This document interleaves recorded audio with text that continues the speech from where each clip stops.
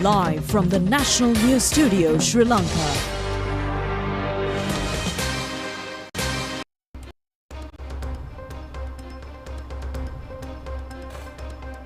Good evening and welcome to the National News broadcast, bringing to you live from the National News Studios here at Rupavahini. We are ready to bring you the top stories here at home and around the world. I am Charita Minipurarachi. A very good evening indeed. I'm Sharifa Tahir. Let's take a look at the headlines. India-Sri Lanka Presidents hold talks strengthening the long-term friendship. Indian businessmen are ready to invest in Sri Lanka. President worshipped Buddha Gaya. The share market indicates a 36% growth this year. Dr. Jagat Vikramaratne elected as the new speaker. Members of 3 armed forces have been removed from the security of former presidents. Minister Nalinda Jatiswar reveals the so-called poor people who used the president's fund. 1,024 general election candidates who have not presented their income and expenditure reports. Chief of Russia's nuclear protection forces assassinated.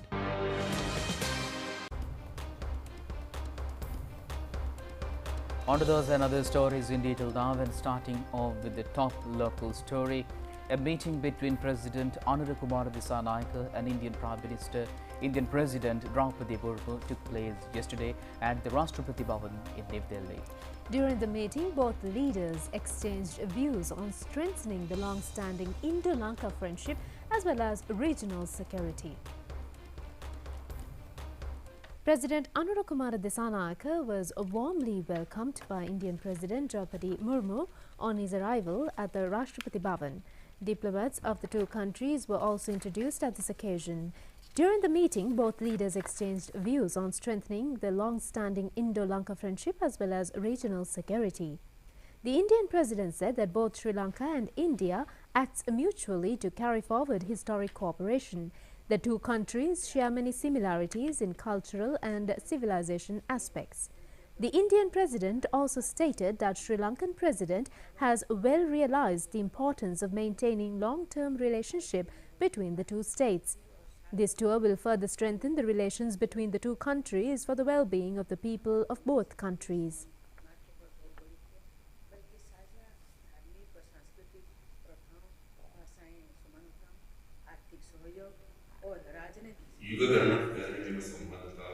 President Anura Kumara Dissanayake said that the government is committed to further strengthening the long-term friendship between the two countries.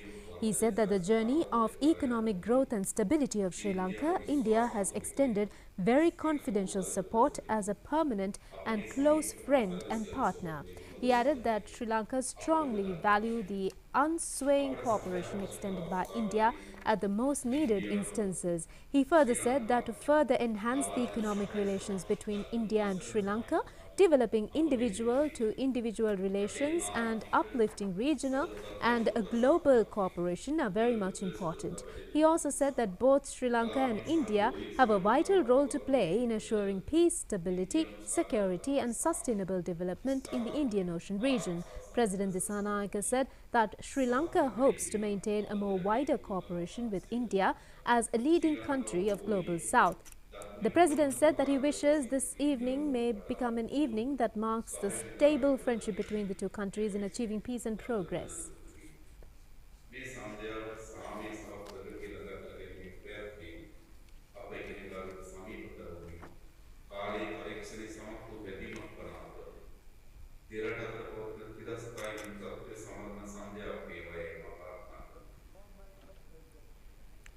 President Anura Kumara Dissanayake participated in a discussion with leading Indian business representatives yesterday in New Delhi.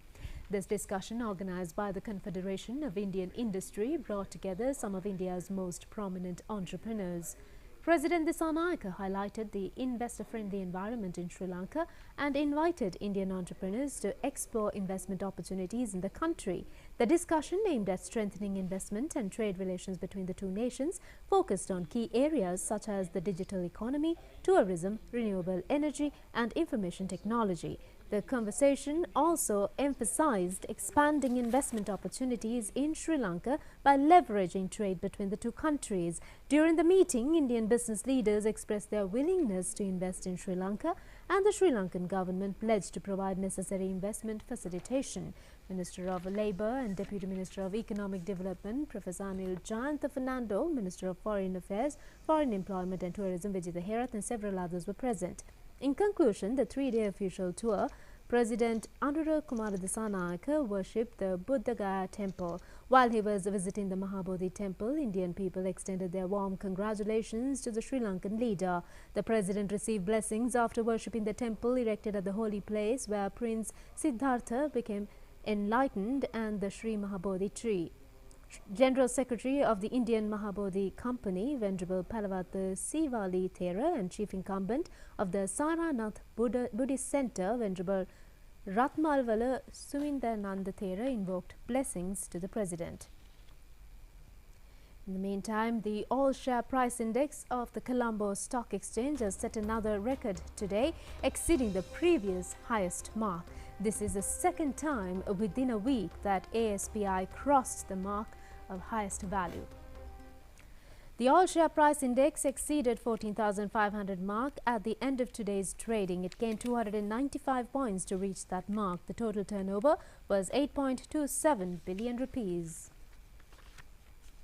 And the Polonnaruwa District Member of Parliament, Dr. Jagat Vikramaratne, has been elected for the post of Div Speaker of the Parliament today. His name was proposed by Prime Minister Dr. Haruni Amarasurya and seconded by Leader of the House, Minister Bimal Ratnayake. Prime Minister Dr. Haruni Amarasurya proposed the name of Dr. Jagat Vikramaratne as the new Speaker of the Parliament, and it was seconded by Leader of the House, Minister Bimal Ratnayake. Parliament for the office of Speaker of the 10th Parliament. ගරු නියෝජ්‍ය කතානායකතුමනි දසවැනි පාර්ලිමේන්තුවේ කතානායක ධූරය සඳහා ගරු පාර්ලිමේන්තු මන්ත්‍රී ඉඩම් පිටියේ ගෙදර වනිග සූරිය මුදියන්සලාගේ ජගත් වික්‍රමරත්න මැතිතුමා සුදුසුයයි ගරු අග්‍රාමාත්‍ය විසින් කරන ලද යෝජනාව මම ස්ථිර කරමි. Any other names, please? Member of Parliament has been proposed and seconded. I declare to this House that the Honourable Idam Pitiyagedere Vaniga Surya Mudyansalega Jagat Vikramaratne, Member of Parliament, has been duly elected to the office of Speaker of the 10th Parliament. The newly elected Speaker shall now take the chair.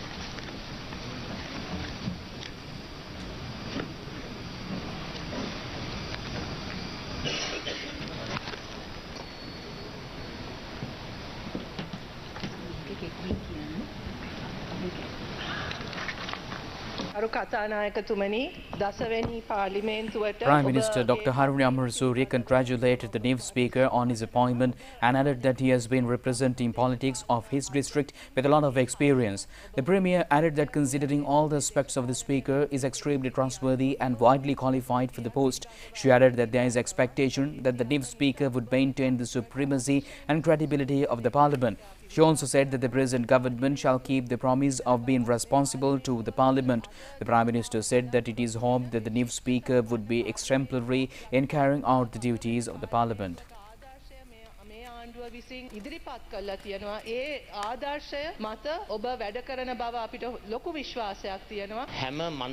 Opposition leader Sajith Premadasu said that the new Speaker will become a person who will treat everyone equally, representing the views and the vision of all the members of the Parliament, and would take steps to strengthen democracy.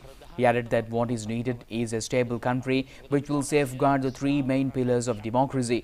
He also said that the expectations of the public of the country is to safeguard democracy in the country. රටේ ප්‍රජාතන්ත්‍රවාදය සුරක්ෂා කරන රට. එයයි අපේ අභිප්‍රාය, අපේ අභිලාෂය, අපේ ඒකායන අරමුණ. අප රට ජනතාවගේ අභිලාෂය. Speaker Dr. Jagat Vikramaratne said that it has been accepted by everyone that the responsibility of fulfilling the expectations of the people of the country has become a major responsibility more than ever before. He added that the traditions of Parliament would be followed to the letter by duly respecting the decisions taken by all former speakers of the Parliament. The Speaker also said that he is well aware of the role of the Speaker has to play in being independent and impartial in carrying out the duties of the Honourable House. And a short profile on the new Speaker, Dr. Jagat Vikramaratne. After completing the school education from Galapuna Mahavidyalaya Polonnaruwa and Dharmaraj College, Kandy obtained his MBBS degree from the University of Peradeniya.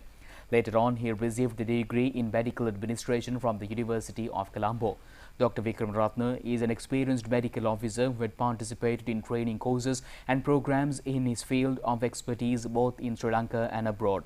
He rendered his services as a medical administrative director and also as the deputy director of the China and Sri Lanka National Nephrology Specialized Hospital in Polonnaruwa. Dr. Vikramaratne, with about 26 years of experience in the medical field, was elected to Parliament representing Polonnaruwa district from the National People's Power Party. It has been revealed in the Parliament today that an amount of 1,448 million rupees had been spent during the past 11 months in order to provide security to the former presidents and their spouses. The Minister of Public Security and Parliamentary Affairs, Ananda Vijaypala, made this observation in reply to a question regarding the security of former presidents. Minister of Public Security and Parliamentary Affairs, Ananda Vijaypala, said that a large number of recommendations of the Chitrasri Committee, which conducted an extensive study in this regard, have been handed over, and the one regarding the security of former presidents is among one of the major recommendations. He added that security of any of the former presidents have not been reduced or added deliberately, and only the advices of experts have been implemented. He also said that the security of the former heads of states would not be reduced at all, but the security provided to them has been streamlined after proper evaluation. The minister also pointed out that only additional security personnel have been removed, and politicians who have been rejected by the people in the last general election are making misleading statements in this regard. He also said that this arrangement is not aimed at reducing the security of the former president, Mahinda Rajapaksa. The minister pointed out the government had spent a huge amount of money during the last 11.5 months in maintaining the security aspect of retired presidents. Accordingly, the amount spent on Mahinda Rajapaksa has been 710 million rupees and 207 million rupees in the case of former President Maithripala Sirisena. He added that 307 million rupees had been spent for the security of former President Gotabaya Rajapaksa, and in the case of Ranil Wickremesinghe, the amount of expenditure for 3 months has been 82 million rupees. Former President Chandrika Bandaranayake had availed an amount of 110 million rupees in security expenditure, whereas the amount regarding former President Ranasinghe Premadasa and Madam Premadasa stands at 32 million rupees. The minister also said that the total amount spent has been recorded as 1,448 million rupees, and this has reflected as a huge burden on the common masses of the country. According to the minister, those who point out that the security provided is insufficient are not viewing the entire scenario from the angle of the people of this country. He also said that these heads of states had made it a habit to use the huge amount of expenditure for their personal luxuries. The minister pointed out that some of the funds provided for the security has been diverted to employ army personnel in order to take care of dogs and even to take them to the veterinary surgeons whenever they fell sick. The minister questioned as to whether public money should be drained in a wasteful manner like this. The minister was of the opinion that the mandate given by the people to the government will be followed to the letter, and the government is dedicated to continue the process, and this will not be altered due to threats from any quarter. Minister Ananda Vijaypala stressed that from the coming week, apart from the security details provided by the police, additional security arrangements made employing personnel of the 3 armed forces will be removed after a proper evaluation done every 6 months. He also pointed out that when the present system of providing security is implemented, at least an amount of 1,200 million rupees would be saved by the government. He also said that according to the decisions taken by the security experts, 60 security personnel for Mahinda Rajapaksa, 1 police vehicle and 3 more vehicles from the President's office will be provided. In the case of the former President Maithripala Sirisena, the number of security officials will be 60 along with 1 police vehicle and 3 vehicles from the President's office. The number in case of the former President Gotabaya Rajapaksa is 22 security officers, 1 police vehicle along with 3 vehicles from the President's office, whereas former President Ranil Wickremesinghe has been provided with 60 police officers, 1 police vehicle and 3 other vehicles from the President's office. He also said that former President Chandrika Bandaranayake would be provided with a security team team of 60 officials, 1 police vehicle and 3 vehicles from the President's office, and it has also been decided to provide 10 security officials, 1 police vehicle and 2 other vehicles from President's office for Hema Premadasa. The minister said in conclusion that the aim of the government is not only the security of the retired presidents of the country, but to ensure the security of all citizens of the country. And the Chief Government Whip, Minister Dr. Nalinda Jayanthiswa revealed the House today that a number of former ministers and MPs had received assistance from the fund, which was originally intended for the support of the poor and underprivileged. The minister pointed out that the former ministers and MPs have disproportionately benefited from the President's fund, receiving financial assistance for medical treatment that goes beyond the fund's original purpose. Former Minister of Health Keheli Rambukala received 11 million rupees, while Rajitha Senaratne was granted an amount of 10 million rupees. Former Minister Alik Aluwihare received 2.2 million receives, while his son Ranjit Aluwihare, a former MP, availed 4.6 million rupees.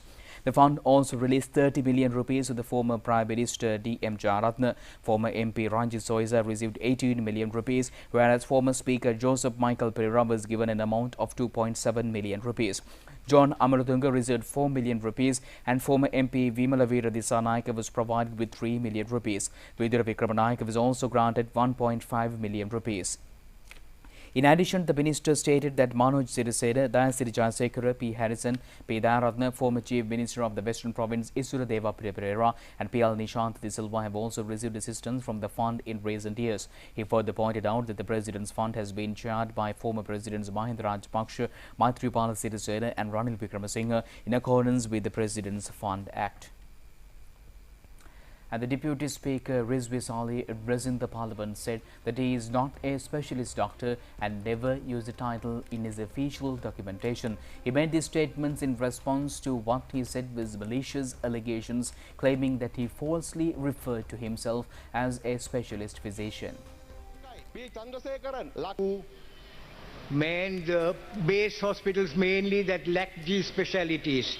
At that time, there was exams that were held to recruit doctors for training under specialized units in the main hospitals.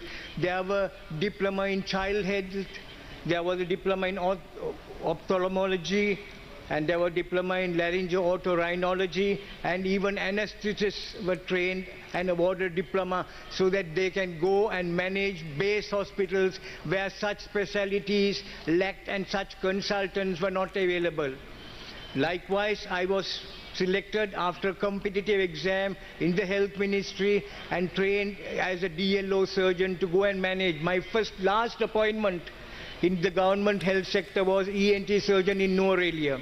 Norelia base hospital caters to a wide segment of the state population. Sad to say, at that era more than now, highly health-wise, healthcare-wise, they were highly compromised. We performed surgeries that were life-saving, and there is no time to transfer. If you take Norelia, the ambulance has to go all the way to Peradeniya Hospital. There was no time for such transfer. It would have been certain death, and I am glad that the health ministry along with the Postgraduate Institute of Medicine made the wise decision at that time and trained such specialities so that we could be sent and make a contribution at the base hospitals. So that was my last posting. But I again wish to reiterate that since 2019, when the Sri Lanka Medical Council brought in regulations to have a specialist register, or even before that, I never identified myself as an ENT surgeon or an ENT specialist. Probably, I think, somebody who knew me from that time went and wrote this in the poster. That was a poster for common candidates, of which I had nothing to do with it. I have my own, very little of my own canvassing material that I printed never carries this name. Another malicious allegation is that I am not registered to even practice in Sri Lanka and that I am not a doctor. I categorically say that this claim is blatant false, misguided and misleading. To set the record straight, I hold a valid certificate of registration from the Sri Lanka Medical Council which unequivocally states in black and white that I am lawfully entitled to practice medicine and surgery in Sri Lanka. Sri Lanka Purchasing Managers Index for manufacturing recorded an index value of 53.3 in November 2024. This indicates an expansion in manufacturing activities on a month-on-month basis with positive contributions from all the sub-indices. New orders sub-index expanded during the month, primarily driven by the textile and wearing apparel sector.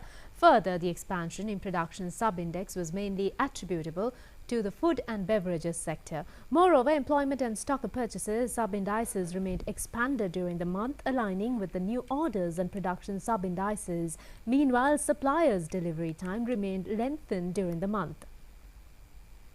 Sri Lanka Purchasing Managers Index for services indicated a further expansion in services activities in November 2024 as reflected by the Business Activity Index, which recorded an index value of 60.5.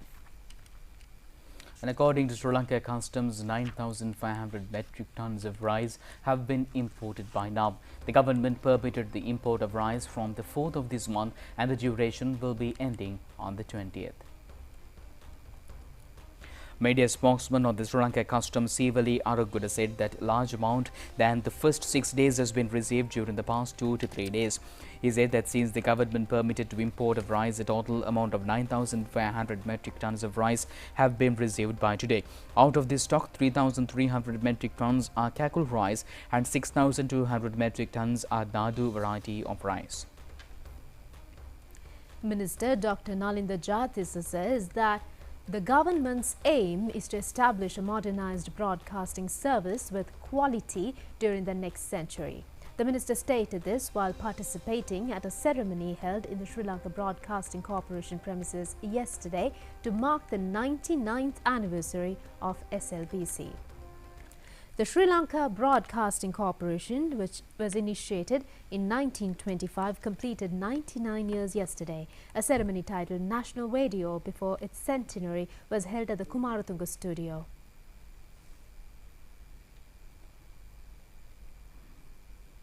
Minister Dr. Nalinda Jathisa says that the next century should be started as a modernized broadcasting service. He said that the role of the national radio is to become exemplary for the private media channels in Sri Lanka. He further said that this government hopes to create a quality broadcasting service targeting the next century. A stamp to mark its centenary was also issued at this ceremony. Deputy Minister Dr. Hansaka Wijayamuni, Ministry Secretary Consultant Dr. Anil Jasinghe, Chairman of the Sri Lanka Broadcasting Corporation, Professor Udita Gayashan Gunasekara, Postmaster General Ruwan Satkumara and several others were present at this occasion. Former President Ranil Wickremesinghe states that the joint statement issued by President Anura Kumara Dissanayake and Indian Prime Minister Narendra Modi is a welcome development which further deepens Indo-Lanka cooperation. Issuing a statement, former President Ranil Wickremesinghe commended President Anura Kumara Dissanayake for going ahead with the economic and technical cooperation agreement and the development of Trincomalee as a regional energy and industrial hub. 1,024 candidates who contested in the general election have failed to file reports regarding income and expenditure. The Commissioner General of Elections, Samanshri Ratnayaka, made this revelation at a media briefing held today. Commissioner General of Elections Samanshri Ratnayaka added that apart from 1,024 candidates who have not filed their income and expenditure reports out of 8,888 to the returning officers, the rest have completed the process. All reports concerning income and expenditure have been handed over to the Secretariat regarding both the national list candidates and the other candidates. Complaints have been made through the returning officers in the concerned districts to the DIGs of police, and legal action would be initiated. And views were expressed today in Parliament regarding not giving permission to bury the deceased Muslim people during the COVID-19 pandemic. Attention was also focused to pay a compensation to the victimized families in this connection.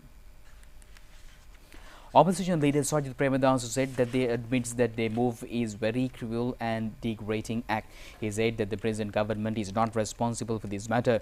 He added that, however, it is a mean act committed against a certain religious group in the country. He also said that the families and communities affected by the decision must be compensated. රජය කරපු දෙයක් නෙවෙයි. නමුත් ඉතාමත්ම ක්‍රූර නින්දිත පහත් ක්‍රියාවක් වෙනමම ජාතියක් ආගමක් ඉලක්ක කරගෙන කරපු බොහොම නීච ක්‍රියාවක්. Responding to the question, Health Minister Dr. Nalinda Jayantisa said that the government is in no way attempting to conceal information.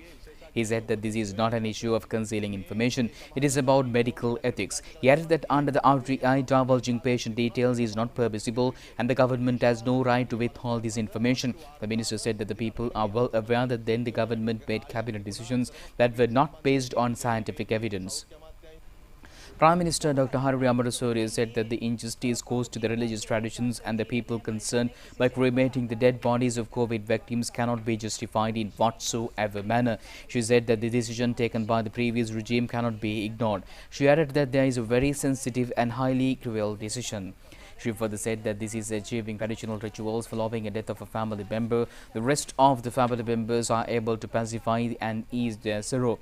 He also said that such religious beliefs should be highly respected. The Premier added that at a time like COVID pandemic, when people live in uncertainty, such religious traditions are very much important in the sense of consoling their grief. Prime Minister Dr. Amarasuri said that taking such a cruel decision is such an uncertain time, no one can justify its politically or any other aspect. She said that it is highly injustifiable to take such a decision without a scientific base. The Premier said that the present government will never take any decision causing such a discrimination to any religious or racial group of this country. She said that this was a decision taken by the top officials based on existing political culture and the period. She further said that the government will definitely change the rude political culture and will never let anyone to cause sorrow and grievance to the people. She also said that this government also have talks to realize how to respond for the loving members of the victimized families.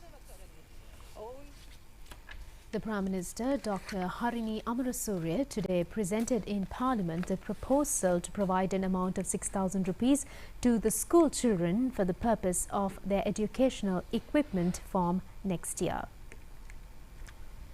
Addressing the Parliament, Prime Minister Dr. Harini Amarasuri said that the government has decided to provide an allowance to the school children in order to purchase school stationery during the start of the new school term in 2025. She further said that the move is expected to give a relief to the children and their parents as well. 4 national list parliamentarians who entered the parliament representing Samagi Jana Balawegaya and New Democratic Front took oath in parliament today before the Deputy Speaker Dr. Rizvi Saleh. Faiza Mustafa of the New Democratic Front national list took oath first. Later, Sujiva Senasinghe, Mohammed Ismail Muthu Mohammed and Manu Ganeshan of Samagi Jana Balawegaya national list took oaths.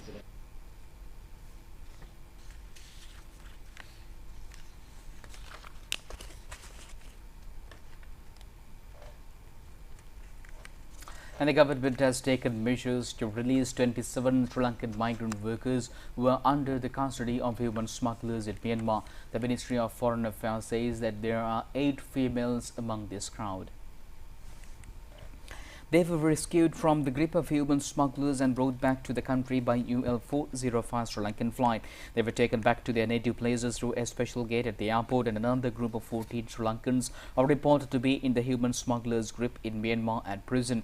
Minister Vijay Herath has instructed the officials to take measures to rescue them from the smugglers as well. The Minister of Health, Dr. Nalinda Jayantisa, says that the indigenous medical field is expected to be developed under 3 main streams. He also pointed out that an income of $8,500 million have been earned from the tourism industry. Minister Dr. Nalinda Jayantisa made this observation in an inspection tour of the Ministry of Indigenous Medicine. He also inspected the shortcomings which existed in the indigenous medical service and instructed officials to provide solutions as soon as possible. The minister also emphasized one of the main aims of the government is to develop the indigenous medicine systematically and to amalgamate it into tourism industry. The inspection tour was joined by officials including Deputy Minister Hansaka Wijayamuni. And now let's move on to some few more local news items in brief. Welfare Benefit Board says that DASWA super beneficiaries who have not yet opened bank accounts are able to open bank accounts even without the national identity card. The board informs that they can go to the relevant divisional secretariats and check whether their names are in the list and get the relevant letter to open the bank account. Sri Lanka Foreign Employment Bureau informed the public not to fall prey to racketeers who commit financial fraud in the guise of providing employment opportunities in Israel. Some elements have created WhatsApp groups using the photographs of the Foreign Employment Bureau officials in committing financial frauds. The United Nations are ready to act cooperatively with 8 ministries in Sri Lanka, including the Ministry of Environment. President representatives of the UN and affiliated organizations met Minister Dr. Dhammika Pattabadi yesterday for talks. They focused attention to find solutions for the current environmental challenges, including the crop damages caused by wild animals. The opening ceremony of the research session of the South Asian International Economic Law was held at the Open University in Sri Lanka yesterday. It has been organized by the Law Faculty of the Open University. A person was killed in a road accident occurred near the Mahaveva junction along the Colombo-Chilaw main road. The motorcycle ridden by the victim has been knocked down by a speeding van. It is said that the driver of the van has fallen asleep causing the accident. The rare gemstone have been discovered from a gem mine at Alapatha area in Ratnapura. Our correspondent stated that one gemstone has taken a shape of a pistol, while the other gemstone resembles a couple of stalks. Stay tuned with international news after this break. Dengue, dengue, dengue, dengue, dengue, dengue, dengue, dengue.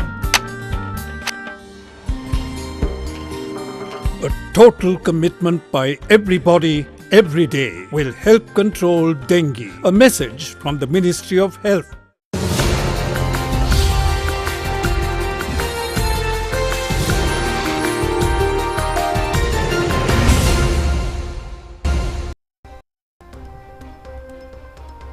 Welcome back with international stories. And a high-ranking general in the Russian armed forces and his assistants have been killed in Moscow by Ukrainian security service.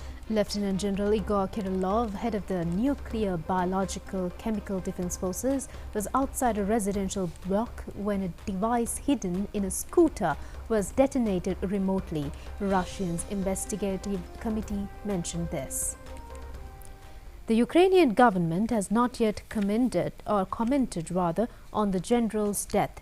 Ukraine's SBU security service charged Kirillov in absentia, saying on Telegram that he was responsible for the mass use of banned chemical weapons. In October, the UK placed sanctions on Lieutenant General Kirillov, saying he had overseen the use of chemical weapons in Ukraine and acted as a significant mouthpiece for Kremlin disinformation. Ukraine's SBU has claimed Russia used chemical weapons more than 4,800 times under the general's leadership.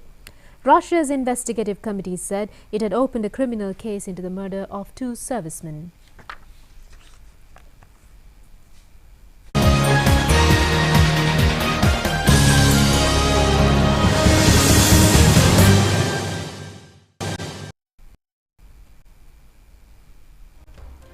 Moving on to sports news now, a special meeting in order to increase sports relations between Sri Lanka and New Zealand was held yesterday at the Ministry of Sports. The discussions were held between Minister Sunil Kumar Gamage and the High Commissioner of New Zealand in Sri Lanka, Davis Pine. The discussions were joined by Deputy Minister of Sports Sugat Tilakaratne and the Deputy Minister of Youth Affairs Aranga Gunasekura. The New Zealand High Commissioner said that the special attention would be focused on the rugby sport in the country and New Zealand will assist Sri Lanka in the progress of the game. Another discussion was also held yesterday between the Minister of Sports Sunil Kumar Gamage and the executive officers of the National Olympic Committee and the Sports Ministry. This has been held in order to discuss the decision taken of the National Olympic Committee of this country by the International Olympic Committee. The Minister emphasized the immediate action has to be taken in order to solve the internal crisis in the National Olympic Committee, which is prevailing for the past 1 year. He added that the maximum assistance would be provided to solve the crisis by the Ministry.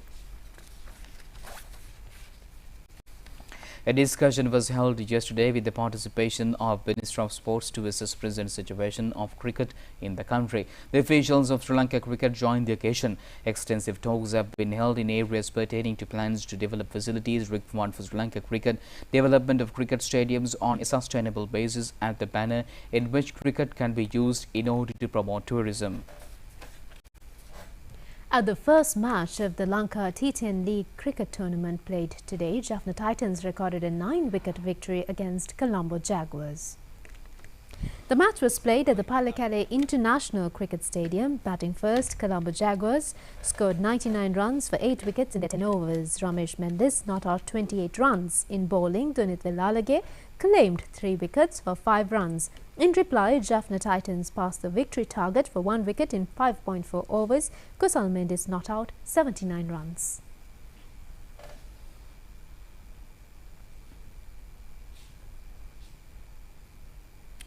And with that, we conclude tonight's news. Do it just tomorrow at the very same time. I'm Charita, signing with Sharifa. Stay safe and good night. Good night.